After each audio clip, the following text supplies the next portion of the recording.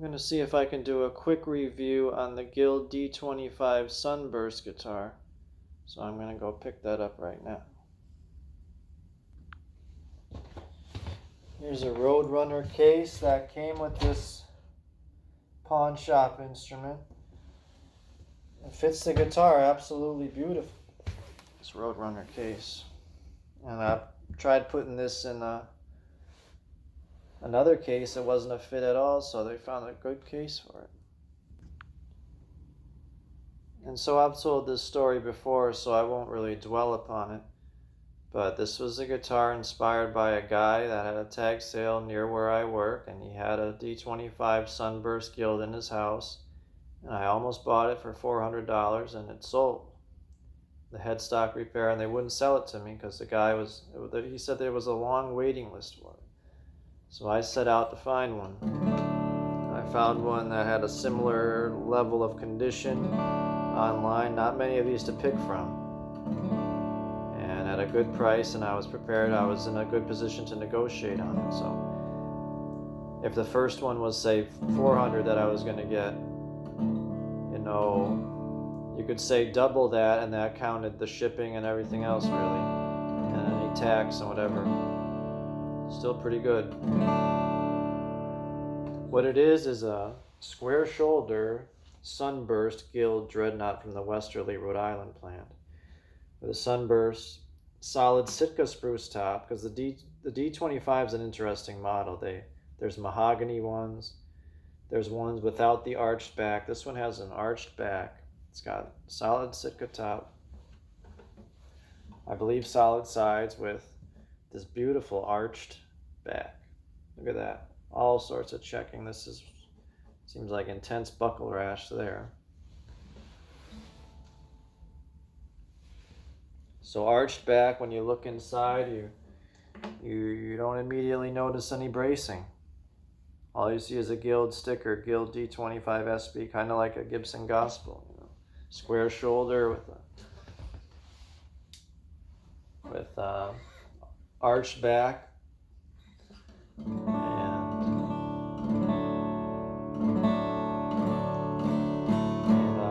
not exactly the same time period. That was the Gospel reissue was the 90s, but I think these can be traced between late 70s to early 80s guitars. These are Westerly Guilds, Westerly Rhode Island Guild. As you can see, like I saw the one in the guy's house, they're striking instruments,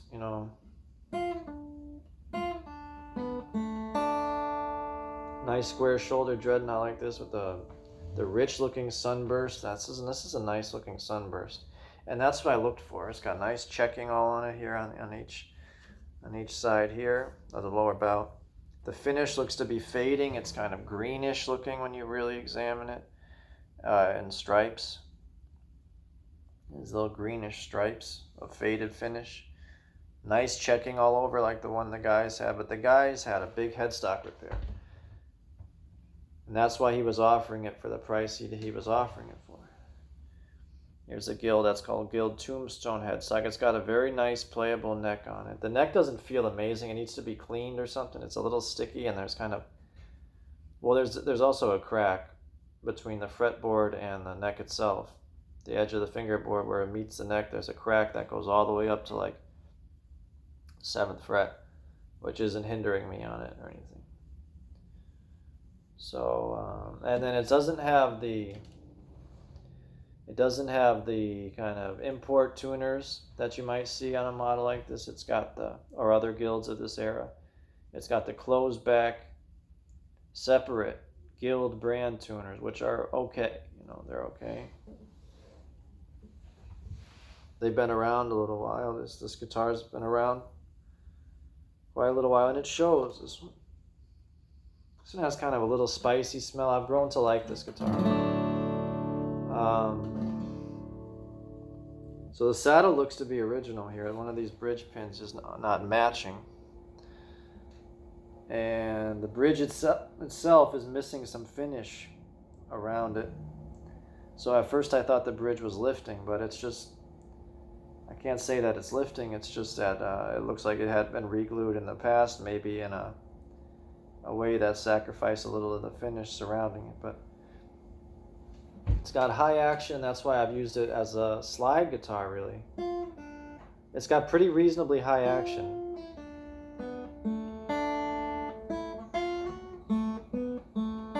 So I've used it for slide.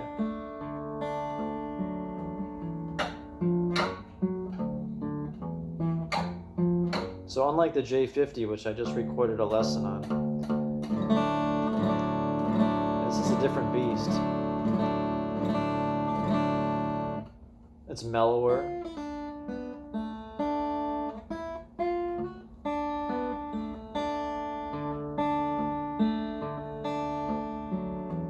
Sometimes I just need to get a certain model though, and that's what happens.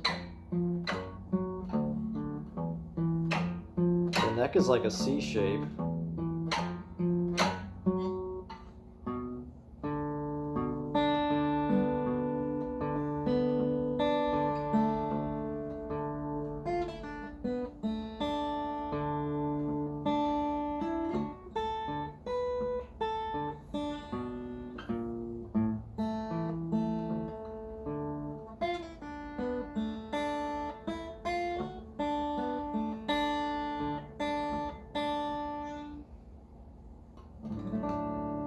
To have. This is one of my more recent acquisitions. I don't know if you can see the checking. Let me try to open the shade. The only guitar I got more recent than this is the L Junior, and my collection is complete, you know. And I've talked about that guy at length that had one of these, so. So you can see it's all dinged up. This was described as fair condition. You can see the scratches going, pick swiping going way off the pick guard. This guitar has a strong smell to it too. It's got quite a lot of dings on it, and unlike the one the guy had, his had significant sound hole wear here on the bass side. This has some wear here on the treble side, but not as significant, but it's got some wear and a similar wear, but his had a huge amount of sound hole wear, huge. Nice colors on this instrument, you know. And the thing I wanted to mention about is these Westerly guitars are known to be built heavier, and they're known to be built like tanks. And this one was surprisingly pretty decent weight. It's still built with solid weighty construction, but I don't find it to be ridiculously heavy like other Westerly guilds I've played, and even one I own is very heavy with the rosewood. This guitar is surprisingly light for what it is, and for, you know, the fact that it's a Westerly Rhode Island square shoulder dreadnought. It's not bad weight-wise. I wanted to say that. It's that's something to look out for. See, this is the angle I wanted to show you, but these instruments of this time period are just generally heavier. Well, you can't really see my angle, unfortunately. So I hit this.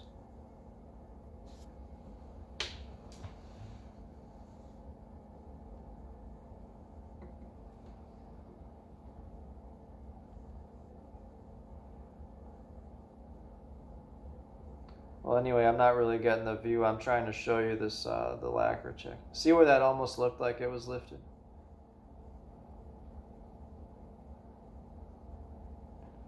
It's a good view, though. Yeah, these guilds in general are a nice value, though, folks. They're a good value in so-called vintage dreadnoughts and, you know, acoustics in general. Now, I don't think as 70s or 80s as golden era vintage instruments, not at all, especially not for the likes of Gibson, Martin, Fender, etc., of course. But Guild is produced, they don't really have per se a definitive era. They got some nice instruments from their different locations. But nevertheless, a lot of those Westerlies are very tank-like, very heavy. And the Hoboken guitars are a little more sought after. That's why I had to have one of those. This is my second Westerly guild. I have 2 Westerlies and a Hoboken guild.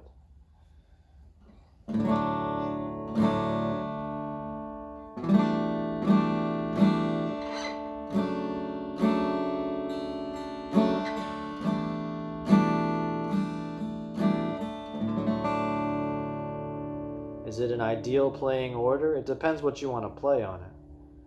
With the slide and everything, I think you know, pretty good.